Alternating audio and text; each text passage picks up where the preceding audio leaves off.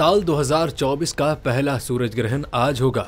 सूरज ग्रहण का दौरानिया कब से कब तक होगा, आइए जानते हैं। रवां साल का पहला मुकम्मल सूरज ग्रहण आज होगा, जो बर्रे आज़म शुमाली अमेरिका के ममालिक में देखा जाएगा। महकमा मौसमियात के मुताबिक सूरज ग्रहण का आगाज पाकिस्तानी वक्त के मुताबिक रात 8:42 पर होगा। रात 1:52 पर सूरज ग्रहण का इख्तिताम होगा। चूंकि सूरज ग्रहण के वक्त पाकिस्तान समेत खित्ते के ममालिक में रात होगी, इसलिए उन ममालिक के लोग सूरज ग्रहण बराह रास्त नहीं देखेंगे।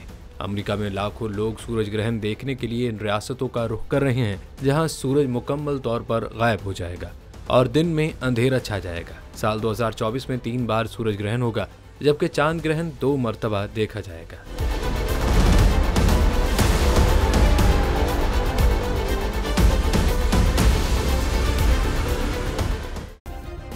सब्सक्राइब करें और बेल दबाएं ताकि कोई खबर रह न जाए।